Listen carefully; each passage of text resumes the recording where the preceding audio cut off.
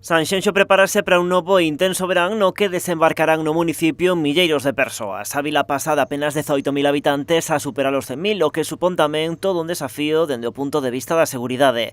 Esta mañá tivo lugar a Xunta Local de Seguridade presidida polo alcalde e o subdelegado do Goberno en Pontevedra. Un encontro productivo no que se amosou unha boa sintonía entre os corpos para facerlle fronte á campaña. Vamos seguir tendo unha boa colaboración por parte da Garda Civil a través da subdelegación do Goberno e, por outro lado, que estou contento de como vai a ser este verán, como vai a estar organizado todo o verán aquí, falouse de todo, estou contento deso. Por lo tanto, eu podo decir unha vez máis que Sanxenxo é un lugar seguro. O subdelegado do Goberno entende a seguridade nunha vila como Sanxenxo como un elemento fundamental tamén para o sector turístico, polo tanto tamén para a economía local. Abel Losada destaca a boa disposición entre os corpos, no caso da Garda Civil, co reforzo preciso. Dende o Concello se plantexaron, digamos, ese incremento das necesidades fruto do incremento da poboación, e a Guardia Civil manifestou a súa disposición, creo que o coronel está aquí con nós, para, digamos, reforzar na medida dos